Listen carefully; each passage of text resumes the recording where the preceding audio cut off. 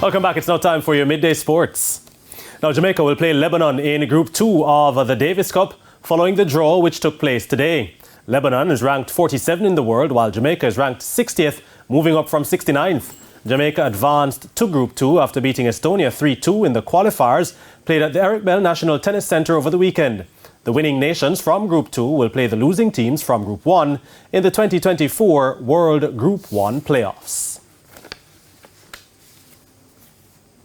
World Championship qualifier Taisha Mattis, who made the switch from England to Jamaica last year, will be looking to display her artistry as she will take part in the first session on Saturday. Now, all overseas gymnasts will also be competing in the first section, including Canadian LL Warman Baker, who arrived on the island earlier on Wednesday. Mattis is looking to showcase all her skills in her respective events come Saturday.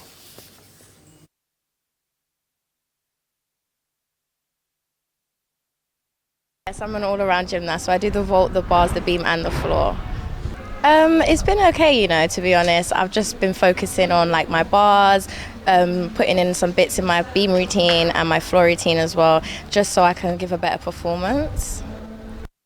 President of the Jamaica Amateur Gymnastics Association, Nicole Grant, is looking forward to a great national championships. Trials. Well, we're very excited. We will be having our trial, which is an annual event, which chooses the members of our national team for that current year.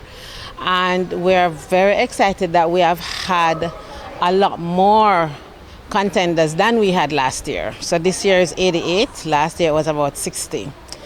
Now, the seniors will be battling hard for 5 spots to the Pan Am Championships in Colombia, as it will serve as a qualifier for this year's Pan Am Games and also the World Championships.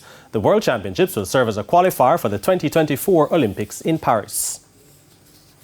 No play has been possible in the CWI regional 4-day match between the Jamaica Scorpions and the Barbados Pride at the Coolidge Cricket Ground in Antigua on day 2 so far due to rain. The Pride closed yesterday's opening day on 89 for 2, a deficit of 51 runs, having bundled out the Scorpions for 140 in their first innings. Shane Mosley, 41, and Shamar Brooks, 16, are the batsmen at the crease. O'Jay Shields and Gordon Bryan have taken the wickets to fall so far. Earlier, all-rounder Jamie Merchant top scored with 35, inclusive of 4 sixes and a 4, while debutant Tevin Gilzine chipped in with 32, as the Scorpions made 140 on day 1. Akeem Jordan, Shamar Springer and Kamari Boyce picked up 3 wickets apiece for the Pride. The Jamaicans drew their opening game against the Leeward Islands Hurricanes. And a half-century from captain Rohit Sharma has put India in a good position as they trail by 100 runs at the end of day 1 in their first test of their 4-match series against Australia in Nagpur. Sharma's knock of 56 got India to 77 for 1. Ravichandran Ashwin is the other man at the crease, and he's yet to get off the mark. Earlier, the spin twins of Ravindra Jadeja and Ashwin combined for 8 wickets, as Australia, deciding to bat, were bowled out for 177. Jadeja was a pick of the bowlers with 5 for 47, while Ashwin had 3 for 42. The visitors were put under early pressure as Mohammad Siraj and Mohammad Shami removed openers Usman Khawaja and David Warner for 1 each. Marnus Labuschagne, who top scored with 49, and Steve Smith, 37, then shared in an 82-run third-wicket partnership to steady the Australian innings.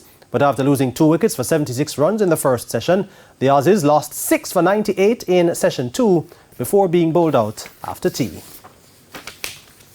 Now, the organisers of the 44th staging of the Milo Western Relays are promising an action-filled 8-hour meet at this year's staging to be held at the GC Foster College on Saturday. With 80 races set to be contested in the 8-hour event, Meet director Ray Harvey says fans can expect big clashes this year once again.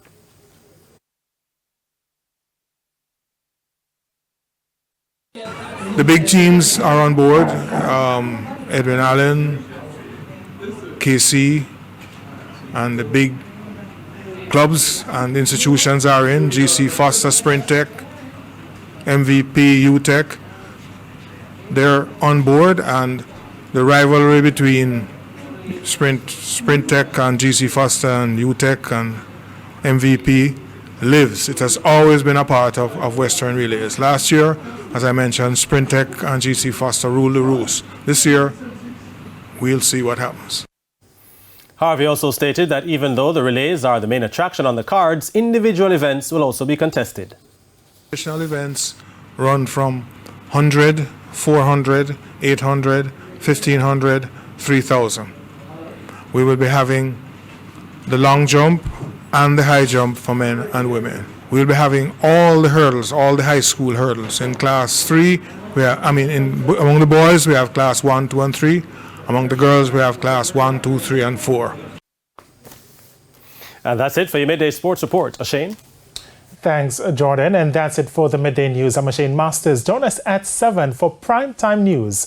On behalf of the news, sports, and production teams, have a good afternoon.